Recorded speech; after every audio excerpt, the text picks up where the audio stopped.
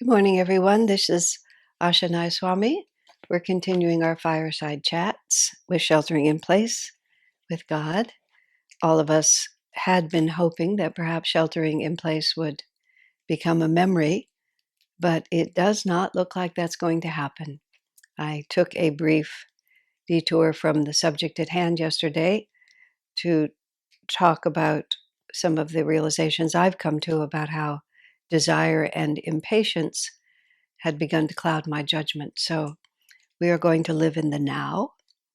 And our subject, which we are in the middle of, which is the Nayaswami Renunciate Order for a New Age, is exactly perfect because here we are renouncing everything but our quest for God. And here we are finding a way to dedicate ourselves ever more deeply to that quest. So let us start with a prayer. Heavenly Father, Divine Mother, Friend, Beloved God, Jesus Christ, Babaji Krishna, Lahiri Mahashaya, Swami Sri Yukteswar, Beloved Master, Paramhansa Yogananda, Saints of all religions, Divine Friend Swami Kriyanada, humbly we bow to you all. We are living in this world by thy grace, following as best we can thy inner promptings. Guide us, that we may be inspired to act in such a way as to expand the light within ourselves and be instruments of light to all. Om. Peace. Amen. So, this is the Pilgrim's Vow of Intention Part 2, and we are actually right in the middle of the vow. That's where we left it the last time.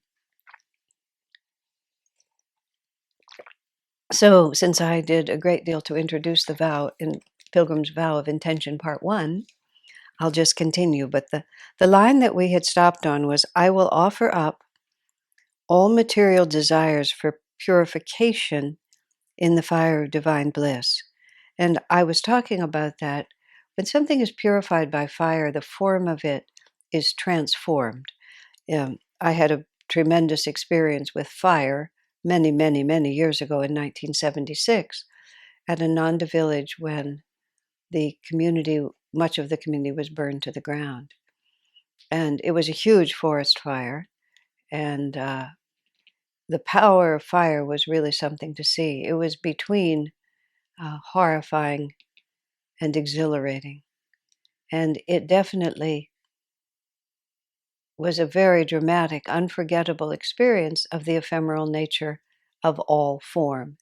Everything seems really solid, but Divine Mother can literally just destroy it in an instant. And watching that fire roar through, we were up on the hill, this hill, it's called Rajasi Ridge there. The fire came up the hill and it went over to this highly wooded area. We after that fire, we did much more forest clearing, but a highly wooded area where most of the houses in the community at that time were. The fire hit the bottom of the tree, and there'd been 7 years of drought, so everything was tinder. The fire just shot up, as fast as you could watch it. It shot up to the top of the tree, which is very tall, like 3 stories high. And then it started what they call tree topping. It started burning from the top of one tree to the next. And we just watched it racing through that area, and everything became not fighting the fire, but saving what we could. Fortunately, nobody was home. So we didn't have to really worry about human life. It was really just trying to save what we possibly could of material things. And a few pets, a few pets were not many, maybe 1 or 2, but we did have some problem with a few cats that we didn't know were there, or we didn't know how to find. But what happened was, what had been someone's home literally became a pile of ash. So the transforming power, and you could call that purification in a sense.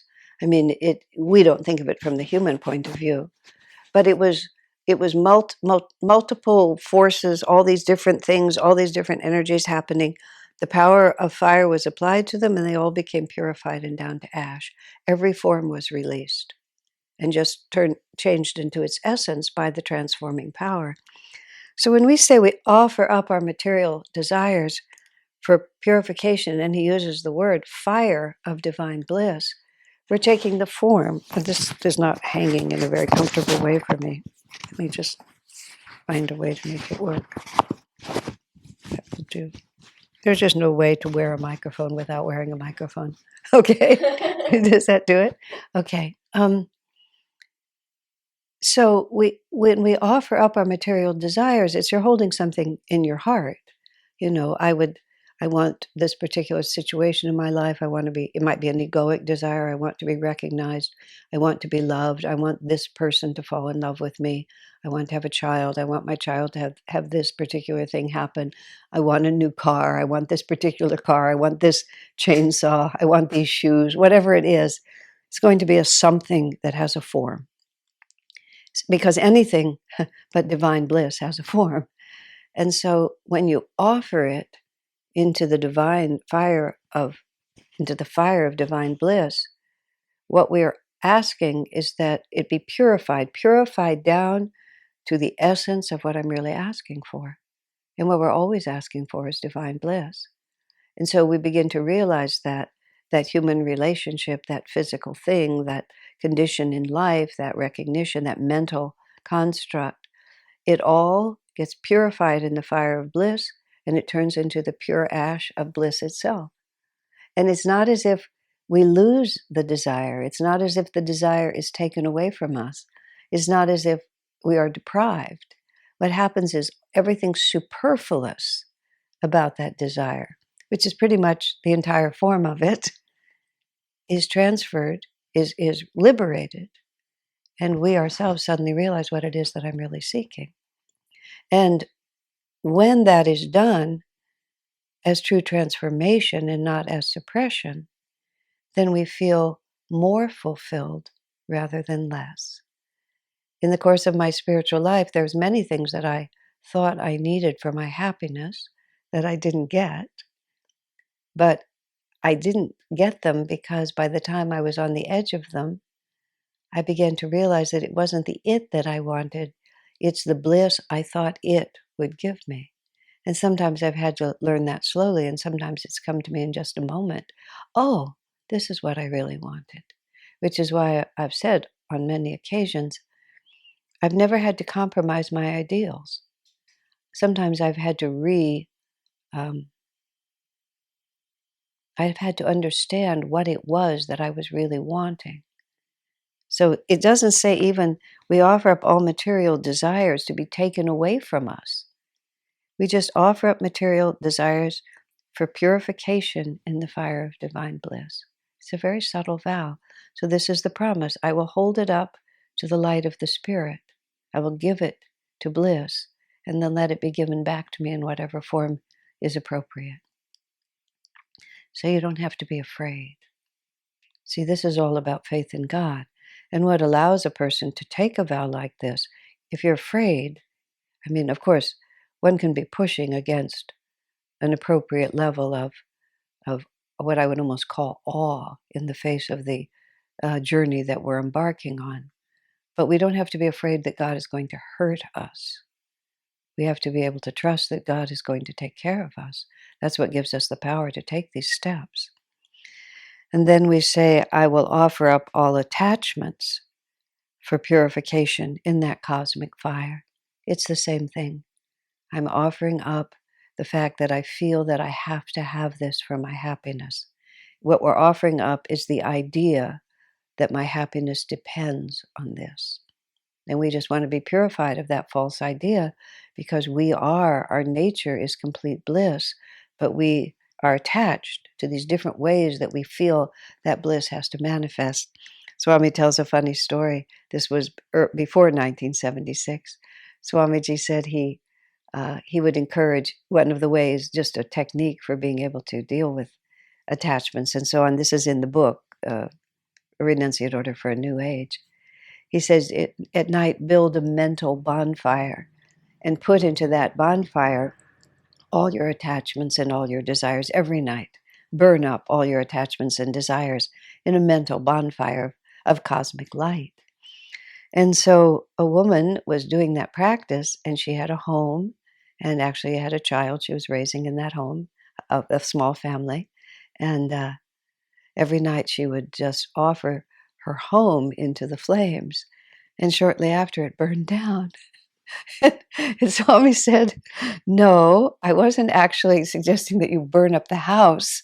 I was suggesting that you burn up your attachment to the house, your belief that your happiness depends on the house." I mean, it was half a joke, and I don't think she caused the forest fire, and I don't think she caused her house to be burned. But Swami was making a very important point. It's not that we, especially in this renunciate order for the New Age,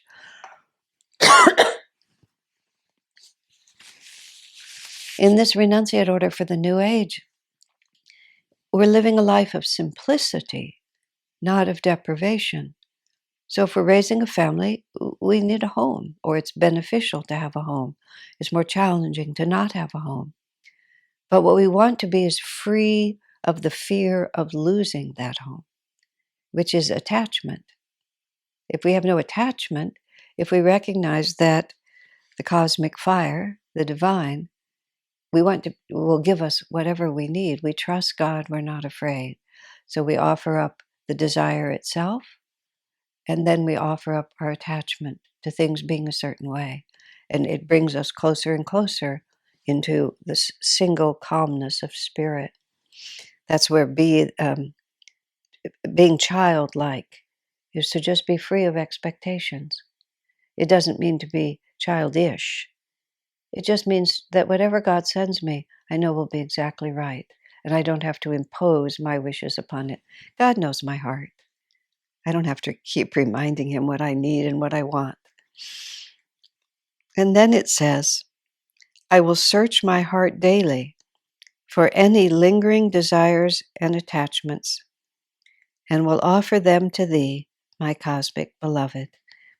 And that's so sweetly done the way it is. I mean, some of our desires, I mean, I know this is true. We offer some of our attachments into the cosmic fire, but others we can't even either bring to the surface, or we can't bring ourselves to give them away, at least not into the fire. So he gives us another choice here. And there's also a specific practice.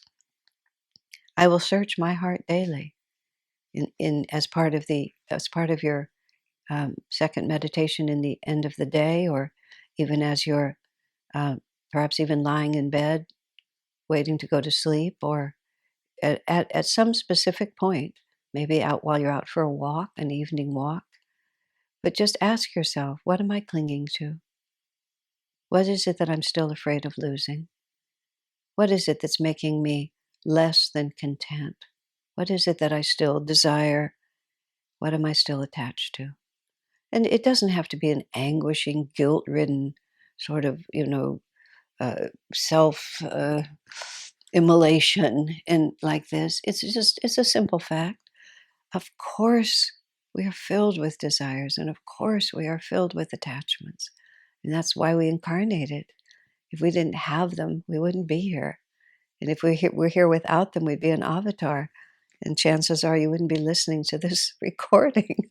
It just wouldn't be part of our story. So it's assumed that we have attachments and desires. And part of what we're doing here is we're recognizing that God is our friend. And here it's not even into the fire. I will offer them to thee. Here they are, Lord, my cosmic beloved. So again, the image, the way Swamiji describes our relationship with God is a teaching in itself. Almost everyone would like to have a beloved in their life, a romantic association of feeling personally understood and valued. And that's what we're thinking of when we think of these, what we think of as a partnership or a beloved. That's what that means. The classic bhavs, the classic moods that we have in relationship to the divine. One of them is beloved, father, Mother, this is the prayer. Father, mother, friend, master, beloved. We tend to say it, friend, beloved God, as if it was an adjective. But that's not what we really mean, adverb, adjective, whatever the right word is. But what we really mean is God as the beloved. It's a noun. We have the whole Radha Krishna stories, and we have all of the ideas that the deepest longings of our hearts will be fulfilled in God. And that desire for a mate. We watch all creatures. They're always looking for a mate. This is a bit of a diversion, but this was the most amazing thing I witnessed in nature. I was in seclusion in this house that had a pond, and I was there whatever season the animals were moving, and there had been a flock of geese, Canadian geese, I presume, that had spent some time in that little pond, and then one morning they were all gone except for one goose, and for some reason I decided it was a he. And I would walk around that pond, and that goose would be there. The goose was all alone there for about a week. And then one day, and I kept wondering, like, why are you still here? What's up? And I know nothing about the habits of geese. This is the strangest thing. I've asked even some naturalist friends, and nobody can give me an answer on this. One day I happened to be walking out there, screaming across the sky, with just honking and making the most incredible noise. One goose, which landed in the water, and my goose, and I somehow think it was she, and then the one who was there was a he. They began to just squawk and scream and, like this with each other, and swim frantic circles around each other.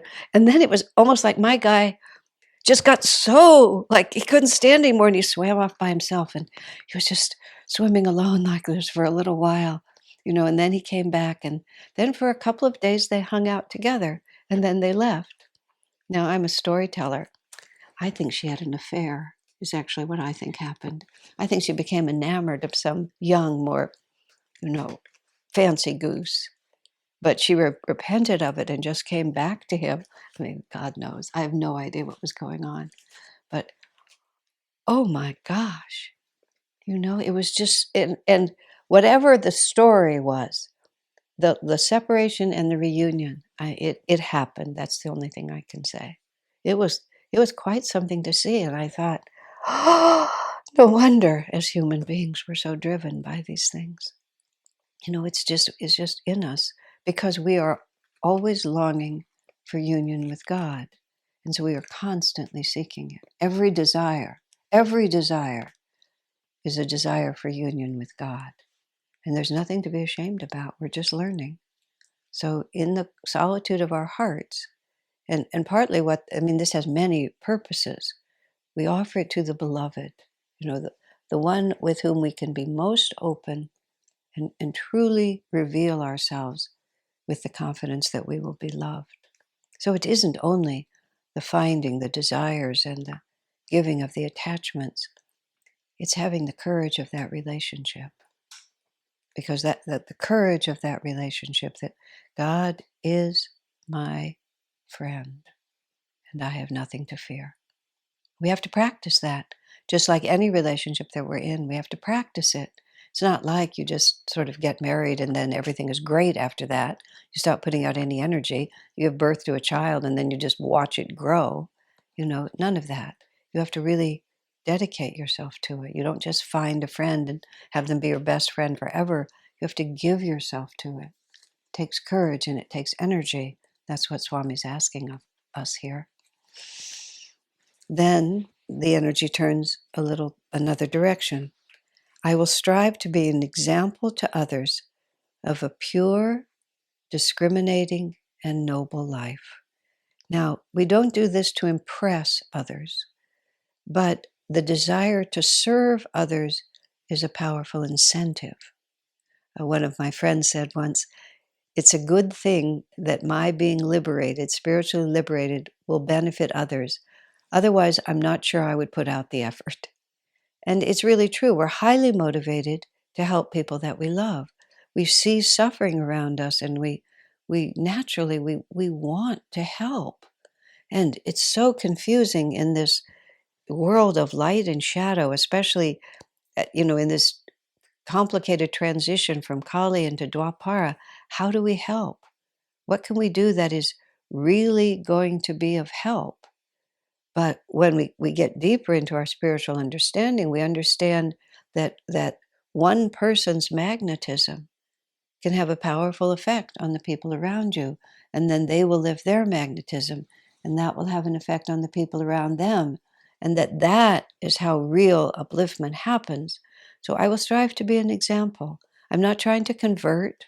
I'm not trying to save the world all on my own. I don't think it's all on my shoulders.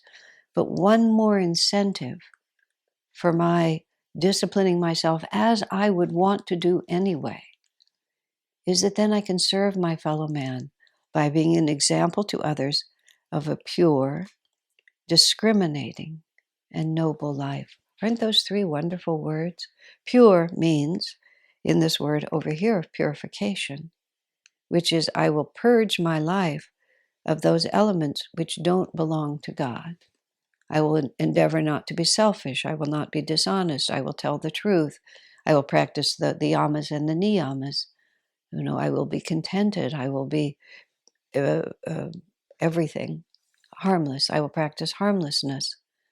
I will be the divine within me instead of the aberrations to that divinity which my human nature falsely imposes upon me. That's what pure means. And discriminating means I will pay attention. I will not just go through life like a bull in the china shop, just crashing into everything.